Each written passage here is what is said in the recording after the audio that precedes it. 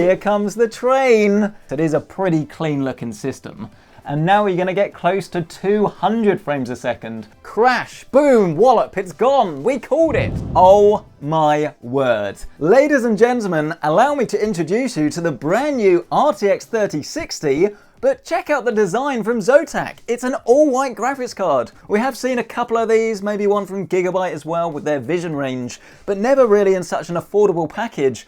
A one that actually looks like it's meant for a gaming PC. But obviously, if you are shopping for a brand new graphics card, then the design of it is only one aspect. The more important things really are how it performs in games, and of course whether it gets hot, whether it's loud, whether it's quiet. It looks as if it's slightly taller than some, which is going to restrict you in certain cases, maybe like NZXT's H1. The thing that really annoys me is that this is actually quite difficult to plug into the power, just because you have to sort of get your fingers in here. You've got a pretty solid backplate on the back. There isn't really any pass-through or anything like you'll see in a Founders Edition. Maybe a tiny bit at the sides, but not really. There isn't really any RGB on this card or anything. You do have a Zotac gaming logo that will appear white, which is quite nice, next to GeForce RTX. The fans themselves will actually stop if you're not doing anything intensive, so if you're just in the desktop listening to music or something, the fans won't come on, which is pretty nice. In terms of I/O, it's pretty standard to be honest. You've got 3 DisplayPort 1.4s and then 1 HDMI 2.1. All of these support the latest monitors really, with the HDMI 2.1 being of particular interest if you've got a new fancy TV that can actually do 4K 120. This will be your new best friend. But in terms of a little comparison with 3060 Ti,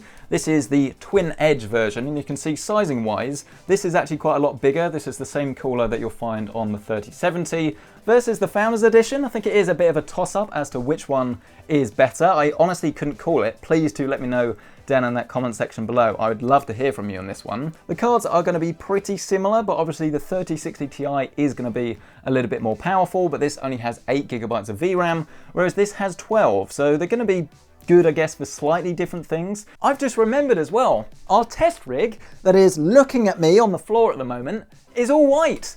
It's all coming together for now. Here comes the train into the tunnel. Damn, son! I mean, it would look a little bit better, I think, with a white motherboard, but how nice is this system? Here comes that dreaded bit of actually plugging in our power connections, because it scratches your hands. It's not the best design in the world. And if you do want to comment down below telling me that I should have done this before I'd actually plugged it into the case, you'd be right. I forgot. Come on, you got to give me this. It is a pretty clean looking system. That is a well-themed beast, if I say so myself. Let's start out with our best case scenario then. This is Forza Horizon 4 complete ultra settings, actually running at 4K. So this is pretty much very similar to next generation consoles really, and we're getting around about 80 to 90 frames a second. Can you imagine if we were getting this level of frame rate in every single title that we test here today? That would be the dream, wouldn't it? But don't let the mirage fool you. If you're playing something lighter like Forza Horizon, then you can get the fully maxed out dream 4K experience, but I'd wager that in most other titles you're probably looking at 1440p, dare I even say ray tracing with 1080p. The real kicker for me though, and I think the determining factor if I was buying a graphics card, is how it performs in multiplayer titles like Warzone or Apex Legends. Will I be Jumpmaster?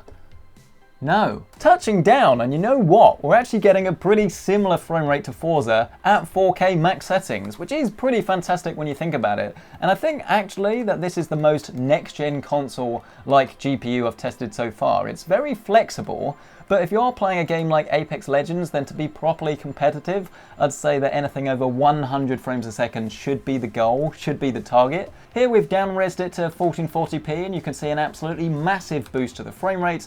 This area of the game is actually a little bit easier, but I think anywhere between 110, 130 frames a second is going to be quite realistic. Let's do one final test. We'll drop down to 1080p, and now we're going to get close to 200 frames a second with an average probably of around about 160, 165. It's a really tasty little graphics card this. Let's talk VRAM though, because this is probably one of the big things that's actually going to factor your decision as to whether to go for the 60 or the 60 Ti. And Watch Dogs Legion is actually the main game really that I'm going to use to test this, because it's one of the ones that actually will use more VRAM. And look, here we are, 8.8 gigabytes of VRAM used. So if you were running this on a 3060, these settings would be no good. I've seen it firsthand, and don't think that this is down to the resolution either. This is at 1080p, absolute max settings, and we're using 8.8 gigabytes of VRAM. It is crazy, but realistically, this is the situation that you're in. Around about 45 frames a second at 1440p with a few extra details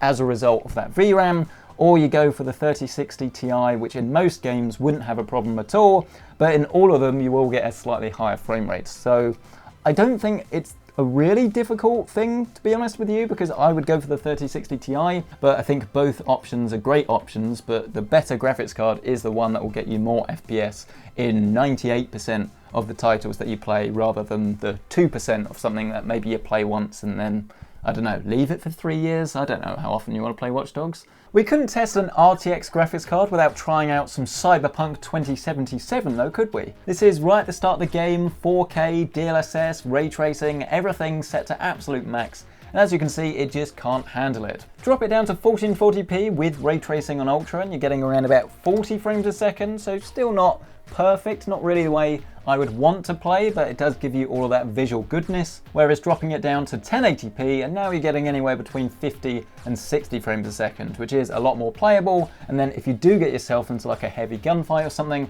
you can just turn it off and then crank up that frame rate. So around about 60 to 70 FPS. So those are your live benchmark numbers for you, but what if you're more interested in the hard stuff, the benchmarks? Well, I'm sorry to say that benchmark Marcus has died. There was a tragic accident, unfortunately. I'm not sure what happened. I think he was benchmarking and it was so boring he actually died of boredom. It was horrendous.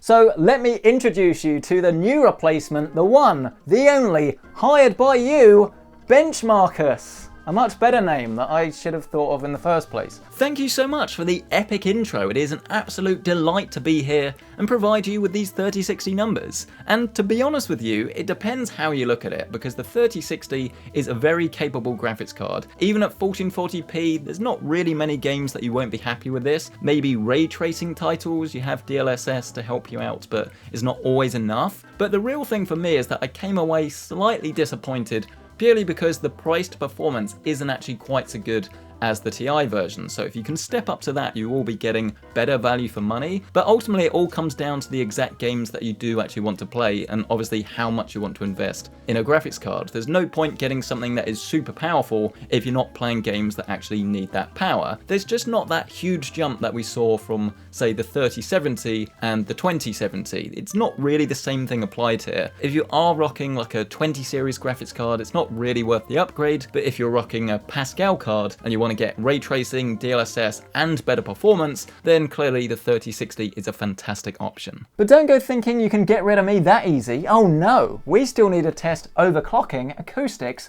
and thermals. And actually, I'm pretty impressed. I think this is the quietest Zotac card I've tested so far, which makes sense as it does use the smallest amount of power. In fact, I can reveal that the whole system is using around about 320 watts at the moment, which is pretty good going for 1440p maxed out gaming. The point is, a GPU like this doesn't need a big cooler, so in my eyes, there is no point spending a load of money for like a Strix Edition, a Gaming X, anything like that. I mean, just look at the GPU temperature, around about 66 degrees. This is not hot. You don't need to buy anything big and bulky, because if you think about it, they're making their margins on their cooling solution. If you're going to spend 500 quid on something like that, you're much better off getting a 3070, not a 3060. But what about the overclocking potential? As always, we'll raise the power to 110. We start with plus 100 on the GPU clock, and we go 50 extra on the memory. We have an insta-crashed, which is pretty good, and we're now hitting 2055 megahertz. Let's boost it to 120.